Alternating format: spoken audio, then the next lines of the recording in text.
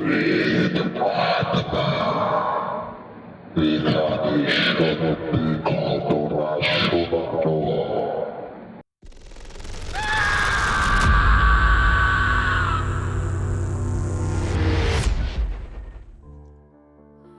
বন্ধুরা, সবাই কেমন আছো?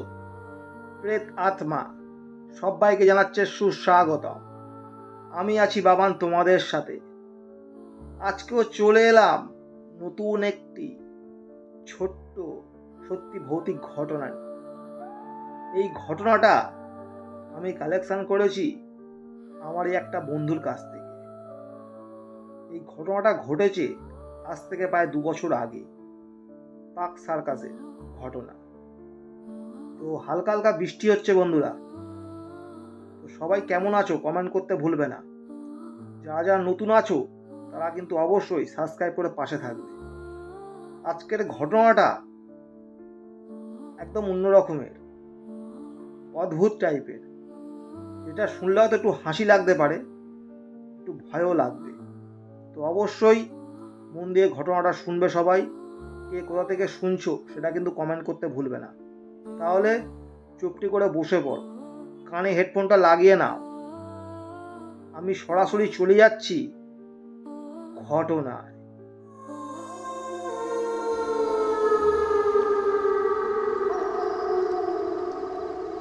আমি দীপ, আমার বাড়ি শিয়ালদা। আমি জব করতাম পার্ক সার্কাসে। কী জব সেটা আমি উল্লেখ করছি না, আর জায়গাটার নামও আমি উল্লেখ করছি না, কারণ আমি চাই না সেই জায়গায় কাজ করতে গেলে তাদের কোনো সমস্যা হোক। তো সেই জায়গায় আমি কাজ অনেকদিন আগে ছেড়েও দিয়েছি এই ভৌতিক ঘটনার জন্যই। তো আমি কাজ করছিলাম, আমার কাজটা ছিল বেশিরভাগই কম্পিউটারে স্ক্যানিংয়ের কাজ। কিছু টাইপের কাজ থাকতো, ডকুমেন্টের কিছু টাইপের কাজ থাকতো, প্লাস ওর সাথে ছিল স্ক্যানিংয়ের কাজ। তো এরকম কাজ করছি। আমাদের যে জায়গাটার কথা বলছি, যেখানে লোকেশানটা ছিল অফিসটা, সেই জায়গাটা মোটামুটি অনেকটাই বড়, কিন্তু অফিসটা উচ্চতা বেশি বড় ছিল না। 3 তলা বিল্ডিং,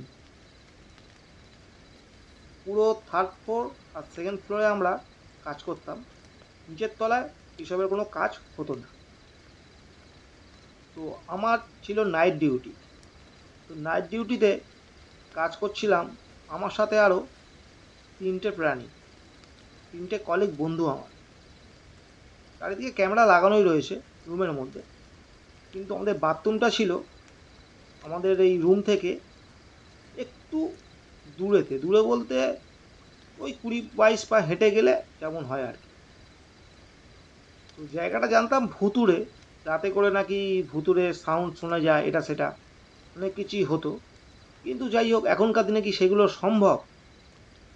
তো একদিন রাতে আমি কাজ করছি আমার মতো, অনেকটা কাজ বাকি পড়েছিল।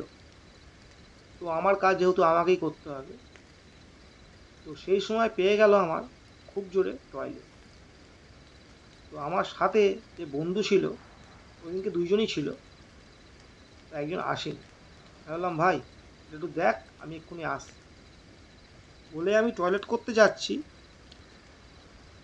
গিয়ে দেখতে পাচ্ছি যে টয়লেটে অলরেডি একজন ঢুকে বসে রয়েছে। আমি নক করছি, কে ভিতরে, কে আছো, অমলদা নাকি?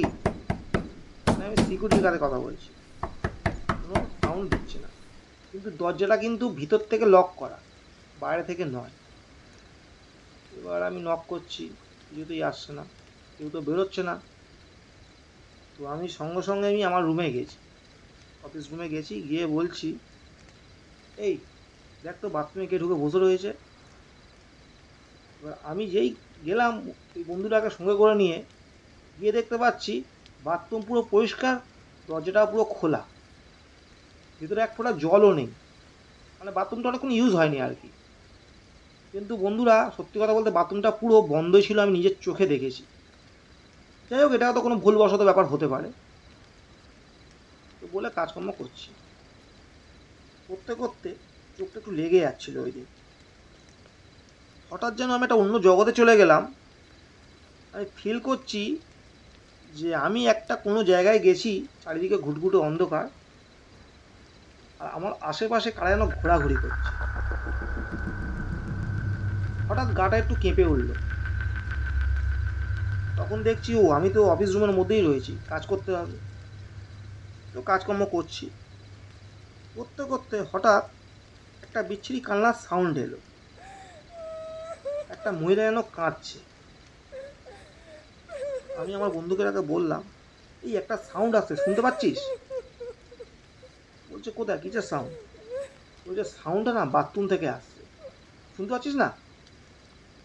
বলছি ভাই, তোর মনে হয় মাথাটা খারাপ হয়ে গেছে, ঠিক আছে? চোখে মুখে একটু জল দিয়ে যা, গিয়ে একটু ওয়াশরুমে যা, গিয়ে চোখে মুখে জল দিয়ে, তো ঘুম পেয়েছে, ঘুমের ঘোরে ভুলভাল তুই আওয়াজ পাচ্ছিস, আমরা পাচ্ছি না, তুই পাচ্ছিস একা। তখন আমি চিন্তা করছি হয়তো হতে পারে, এরকম মতো চিন্তা ভাবনা করছি বলে হয়তো এরকম হলো।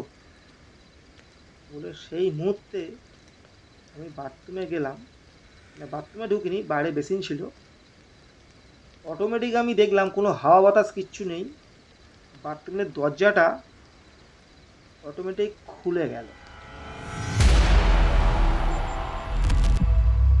আমার চোখে স্পষ্ট দেখা বন্ধুরা, বাথরুমের দরজাটা অটোমেটিক খুলে গেল।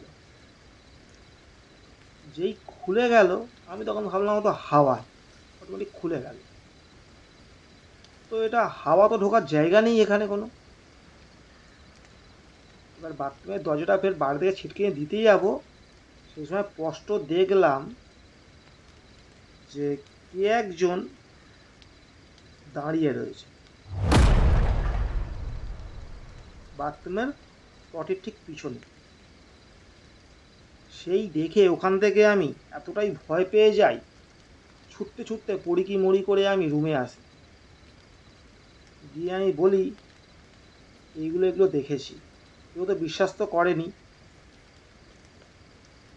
তো সেই মুহূর্তে আমার সাথে দুজন যে ছিল, তারাও গিয়ে দেখছে সব কিছু কিন্তু নর্মাল আগের মতোই। বাথরুমে কোনো জায়গায় জল টল কিছুই পড়েনি, পরিষ্কার। দরজাটা কিন্তু বাইরে থেকে দেওয়া। কিন্তু বন্ধুরা, আমি কিন্তু দরজাটা দিইনি। তো এটা কী করে সম্ভব জানিও না, এটা কিছু সেকেন্ডের ব্যাপার। কিন্তু সেই মুহূর্তে এবার আমাকে বন্ধুগুলো বলতে, দেখ তোর মনে হয় শরীরটা খুব খারাপ, এইসব নিয়ে চিন্তা করছিস, তো তো তুই একটা কাজ কর, আজকের মতো কাজ বন্ধ করে দে, একটু ঘুমিয়ে নে পারলে চেয়ারের উপরে। এইসব বলে বলতে বলতে আমি ঘরে ঢুকতে যাব, রুমেতে তিনজন প্রাণী যে ঢুকবো, সেই মুহূর্তে ওরা দুজনও দেখলো, আমিও দেখলাম যে কম্পিউটারগুলো চলছিল না, অটোমেটিক দপদপ করছে, লাইট ফাইটগুলো দিয়ে দপদপ করছে। তখন আমরা বলা বলি করছি যে এটা কি হচ্ছে। ওখানে তো ভোল্টেজ কারেন্ট যাওয়ার তো ব্যাপার নেই কোনো, ব্যাটারি সিস্টেম করা রয়েছে, ইনভার্টার দেওয়া রয়েছে, তারপরে কেন এরকম হচ্ছে? এইসব হচ্ছে বিচ্ছিরি ব্যাপার চোখের সামনে, গাটাও দিয়ে খুব কাঁটা দিয়ে উঠছে।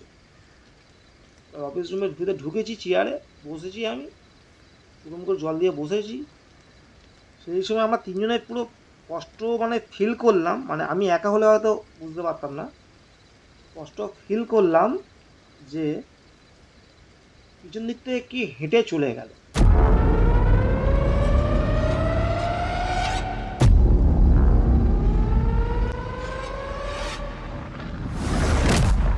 একটা হাওয়া তিনজনের পুরো গায়ের উপর দিয়ে চলে গেল।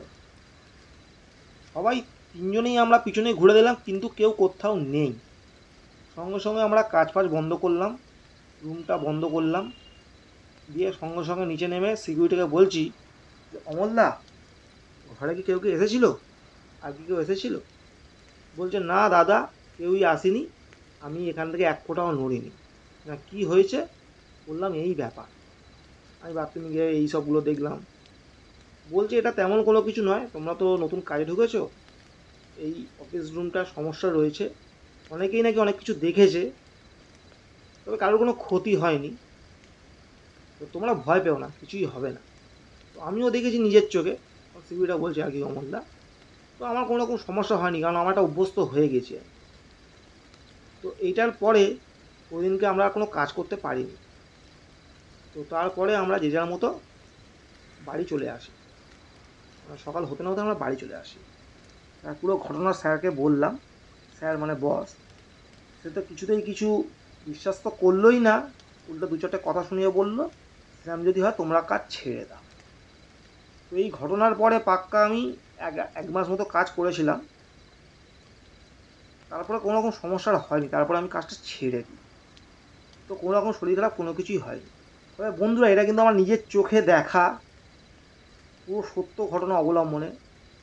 তোমাদের কেমন লাগলো তোমরা কিন্তু অবশ্যই কমেন্ট করতে ভুলবে না। তো বন্ধুরা, ঘটনাটা তোমাদের কেমন লাগলো তোমরা কিন্তু অবশ্যই কমেন্টের মাধ্যমে জানিয়ে দেবে। কে কোথা থেকে শুনছো সেটাও কিন্তু জানাতে ভুলবে না। প্রেত আত্মা ছোট্ট একটা পরিবার, আস্তে আস্তে অনেকটাই কিন্তু বড় হয়েছে, আমাদের আরও বড় হতে হবে। এইভাবে সাপোর্টটা করবে, এইভাবে পাশে থাকবে। আর তোমাদের কাছে যদি এরকম কোনো ঘটনা থাকে তো অবশ্যই কিন্তু আমাকে পাঠাতে পারো আমার হোয়াটসঅ্যাপ নাম্বার। তোমরা একটু বেশি বেশি করে ঘটনা পাঠাও, যাতে করে আমি তুলে ধরতে পারি। আমি অবশ্যই কথা দিচ্ছি পড়ে শোনাবো। সবাই খুব ভালো থেকো এবং সুস্থ থেকো বন্ধুরা। আজকের মতো টাটা, গুড নাইট।